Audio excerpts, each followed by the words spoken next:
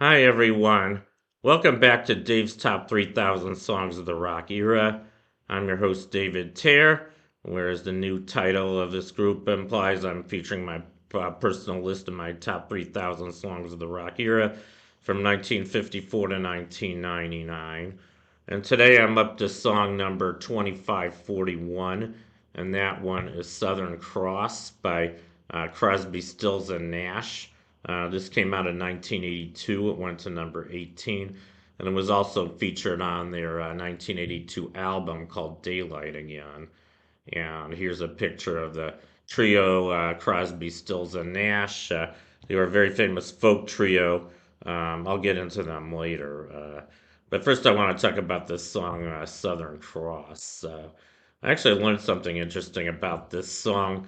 Um, it was written by Stephen Stills. I guess he wrote a lot of the songs for Crosby, Stills, and Nash. And he was, I guess, the inspiration for this song was that he had just gotten a divorce and he was pretty devastated by that.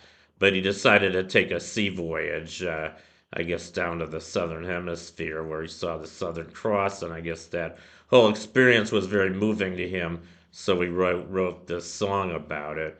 Very beautiful song. It was also inspired by another folk song called Seven League Boats by Rick and Michael Curtis. I've never heard that one, but anyway, I do like this song, and might as well show you a picture of the Southern Cross. Here's what it looks like. The Southern Cross is a constellation that you can usually only see from the southern hemisphere because it's in the southern night sky. You can't see it from the United States. I actually did see it once. I saw it in Tanzania when I took a safari there about 10 years ago, along with my uncle. And to me, it looks a little more like a kite than a cross. I think there is a very dim star in the center, but it got the name of the Southern Cross for whatever reason.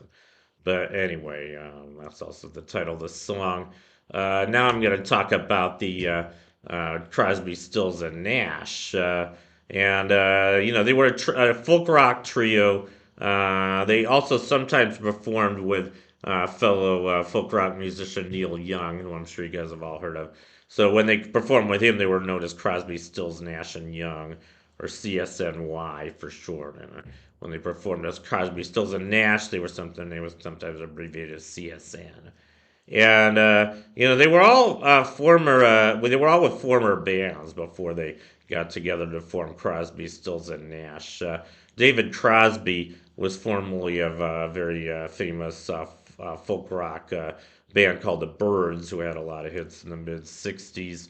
Um, Stephen Stills and also Neil Young, who they sometimes perform with, were from a short-lived group called Buffalo Springfield. They had one really big hit, "For What It's Worth." Excellent song. That one's coming up much higher on my list. And then Graham Nash, he was formerly of a British invasion group called the Hollies. They had a lot of big hits.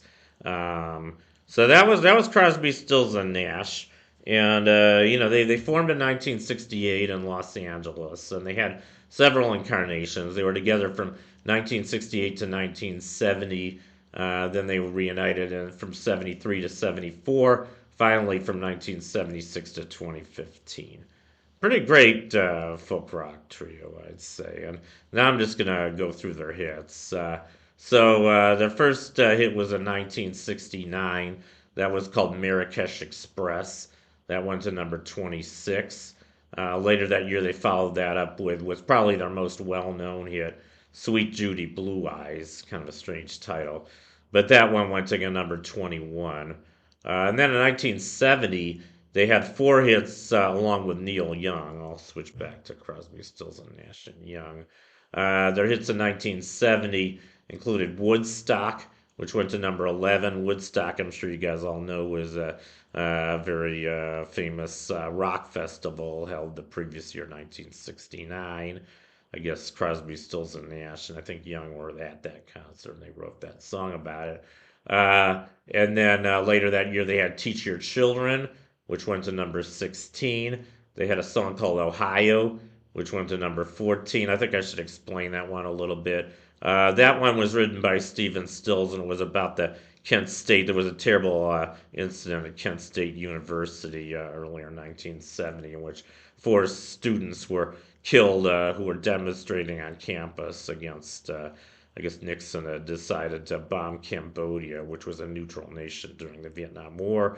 And a lot of students were very upset about it, so they demonstrated on campus. But then Nixon ordered the military out of the campus, and they ended up shooting four of the demonstrators and killing them, which was really terrible. And so that's why I guess Stephen Stills decided to write the song Ohio for them, which became a hit that year. Finally, they had a song called Our House. Um, that's not to be confused with Our House by Madness. But Our House by Crosby, Stills, and Nash went to number 30. That one has an interesting story, too. That was inspired by, I think that one was written by David Crosby, if I'm not mistaken, because he was living with a fellow musician, Joni Mitchell, another great folk musician, and it was about their house that they lived in together. A very pretty love song. Then they had a hiatus for several years. Like I said, they broke up. They got together, I think 73, 74, but they didn't have any hits then, I guess. But then they got back together in 76. And then in 1977, they had a couple more hits. They had a hit called Just a Song Before I Go, which went to number 7, and Fair Game, which went to 43. And then in 1982, they had Wasted on the Way, which went to number 9, and the song I'm featuring today, Southern Cross, which went to 18. Finally, in 1989, they had a song called Got It Made, which went to number 69. So those were the hits for Crosby, Stills, and Nash. Anyway, that completes my profile of Southern Cross by Crosby, Stills, and Nash. Thank you for watching. You guys rock, and I'll see you next time. Bye.